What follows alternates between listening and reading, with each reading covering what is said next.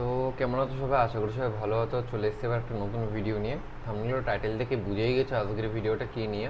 হ্যাঁ, তো আজকের ভিডিওটা হচ্ছে তোমরা এসসি এসটি ওবিসি সার্টিফিকেট কীভাবে বানাবে ও নতুন পদ্ধতিতে কীভাবে খুব সহজেই তোমরা মাত্র 7 থেকে 8 দিনের মধ্যে তোমরা সার্টিফিকেট হাতে পেয়ে যাবে।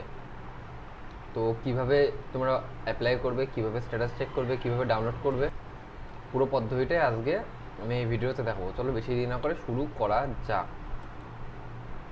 তো সবার প্রথমে তো তোমাদেরকে এখানে কাস্ট সার্টিফিকেট wb.gov.in এই বলে এই ওয়েবসাইটে আসতে হবে। ব্যাকওয়ার্ড ক্লাসেস ওয়েলফেয়ার ডিপার্টমেন্ট দেখতেই পাচ্ছ। তো এখানে আসার পর এখান থেকে দেখো তোমরা কী কী অ্যাপ্লাই করতে পারবে।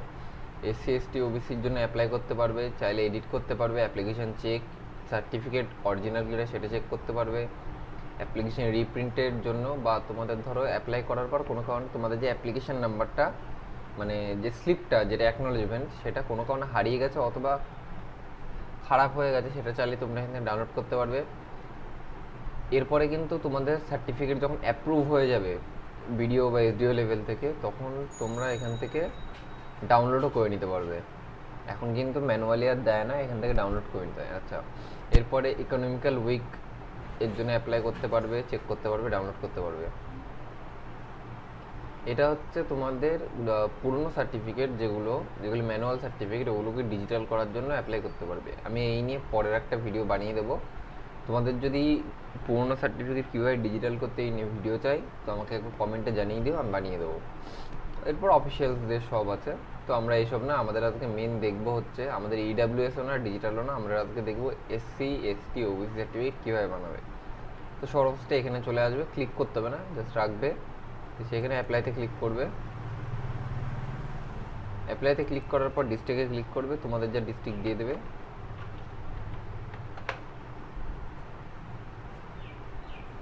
এরপরে তোমাদের দেখো তোমাদের কিন্তু ওয়েস্ট বেঙ্গল অটোমেটিক সিলেক্ট হয়ে থাকবে। তো তোমরা তোমাদের ডিস্ট্রিক্ট দিয়ে দিলে,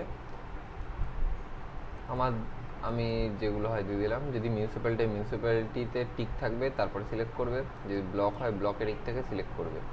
তো আমার ব্লক, আমি ব্লকে দিলাম।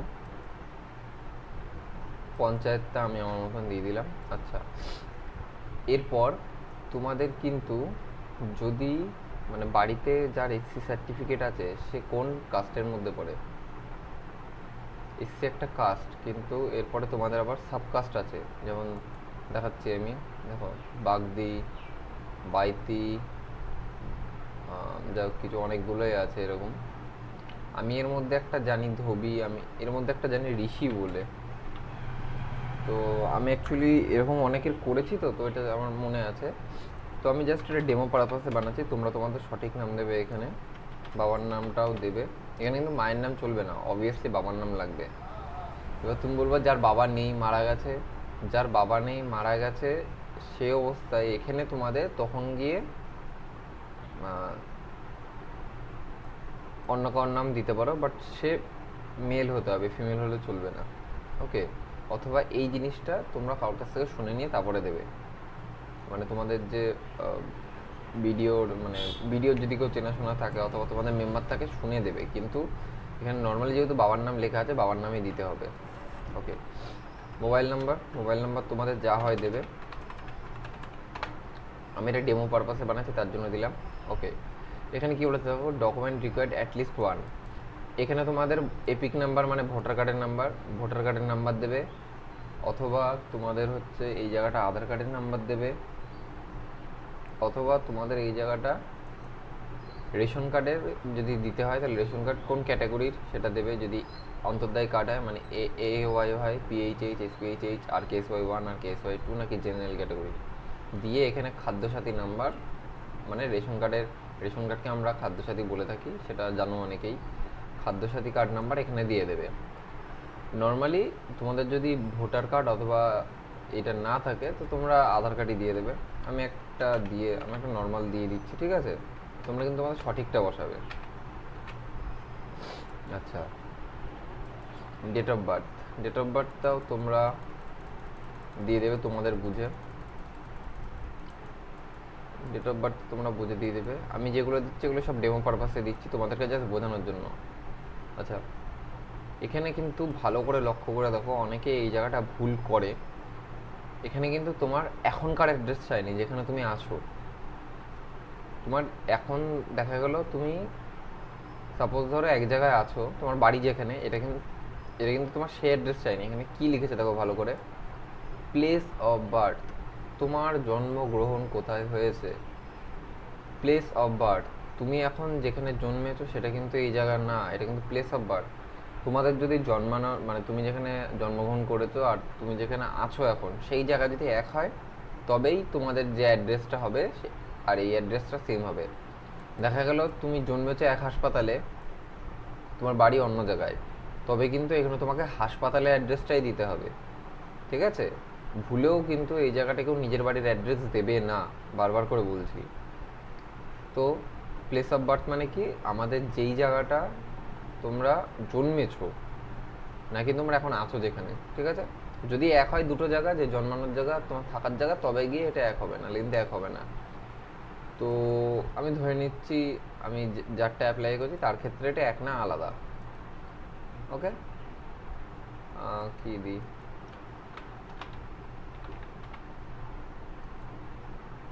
আচ্ছা এবারে এই জায়গাটা দেখো কি লেখা, এটা address, present address for the last 6 month. Okay, আগেরটা তোমরা দিয়েছো প্লেস অফ বার্থ, মানে যে জায়গাটা জন্মগ্রহণ করেছো, মানে হাসপাতালের অ্যাড্রেস এক কথায়।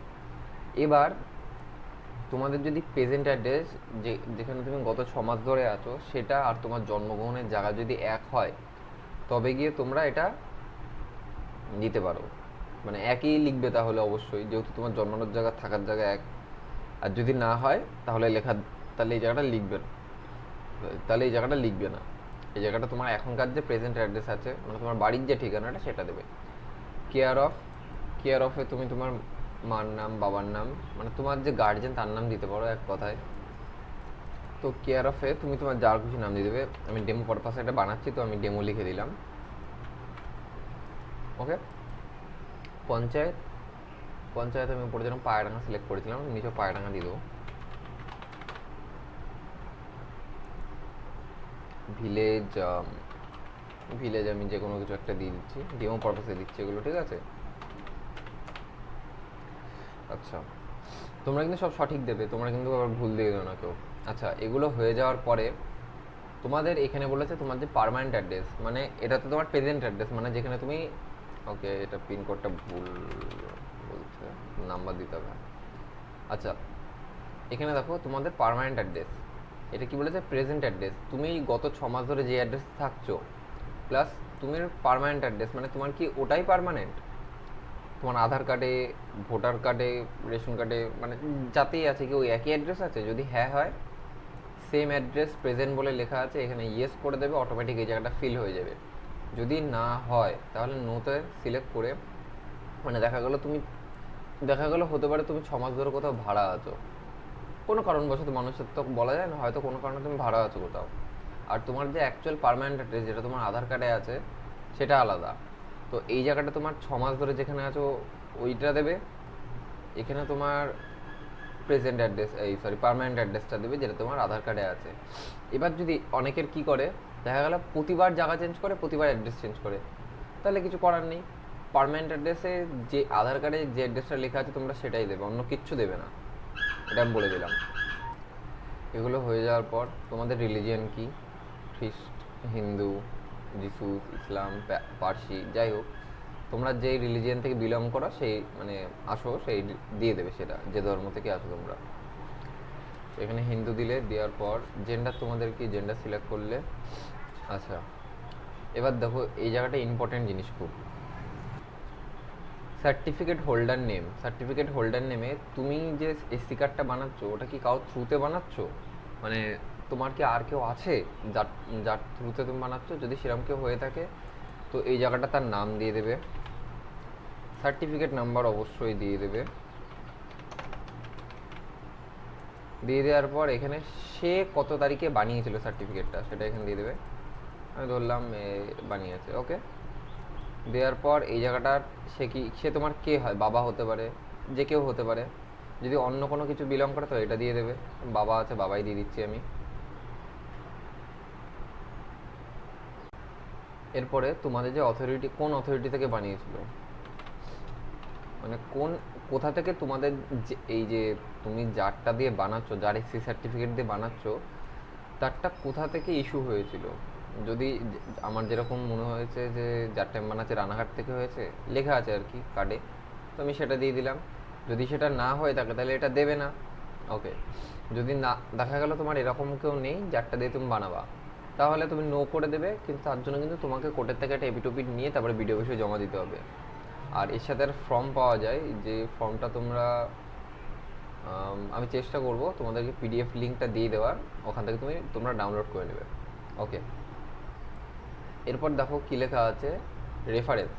আচ্ছা, এসসি কার্ড বানাতে গেলে কিন্তু তোমাদের রেফারেন্স লাগবে। এই রেফারেন্সে তোমরা দিয়ে দেবে, ধরো রেফারেন্সে তার নাম দেবে, রেফারেন্সের অ্যাড্রেস। রেফারেন্স বলতে তোমার পাড়া প্রতিবেশী দুজনের রেফারেন্স লাগবে, যে তাদের মধ্যে অ্যাটলিস্ট একজনকে এসসি হতেই হবে। ওকে, আমি এগুলো কিন্তু ডেমো পারপাসে লিখছি, তোমরা কিন্তু কেউ ভুল করো না জিনিসগুলো। এখানে রেফারেন্সে তোমরা যে নাম হবে সেটা দিয়ে দেবে, রেফারেন্স 1 সাক্ষী আর কি। এখানেও তোমরা সাক্ষীর অ্যাড্রেস দিয়ে দেবে, 1 নম্বর সাক্ষীর, এখানে 2 নম্বর সাক্ষীর নাম, 2 নম্বর সাক্ষীর অ্যাড্রেস দিয়ে জাস্ট সাবমিটে ক্লিক করে দেবে। ওকে, আচ্ছা আমি তো এটা দিতে ভুলে গেছি। দেখো কি ভুল করেছি, দেখো এই জিনিস তোমরা ভুল করবে না। আমি কিন্তু তোমাদেরকে এতক্ষণ ধরে বোঝালাম যে এটা সেম অ্যাড্রেস হলে ইয়েস করবে, তো আমার সেম অ্যাড্রেসে আমি ইয়েস করে দিই। এরপর সাবমিটে ক্লিক করবে। সাবমিটে ক্লিক করার সঙ্গে সঙ্গে এই জায়গাটা দেখতে পাচ্ছ, তোমাদের কিন্তু ফটো আপলোড করতে হবে। ফটোর সাইজটা জেপিজি হতে হবে, আর মিনিমাম 150 কেবির ভেতরে, মানে ম্যাক্সিমাম 150 কেবির ভেতরে, তার উপরে যেন না যায়। ওকে, আমি ফটোটা আপলোড করে নিই আগে। ঠিক আছে, তো আমি আমার ইমেজটা এখানে আপলোড করে দিয়েছি, দেখতে পাচ্ছ জেপিজি ফরম্যাটে তোমাদের কিন্তু করতে হবে। ঠিক আছে, আচ্ছা এরপরে কি বলেছে, ডকুমেন্ট এস্টাবলিশ রিলেশনশিপ উইথ অ্যাপ্লিকেন্টের সাথে তোমার রিলেশনের জন্য কোনো একটা কিছু দিতে হবে, তো মানে তোমার কোনো ডকুমেন্টস, যদি তোমার ভোটার কার্ড থাকে ভালো, অথবা তোমরা এখানে জাস্ট ক্লিক করে আধার লিখে দেবে, আধার কার্ড লিখে অথবা আধার লিখে দেবে। ঠিক আছে, কপি করে নিই, আধার কার্ডটা বারবার লিখতে হবে, লিখে তোমরা এখানে নাম্বার দিয়ে দেবে।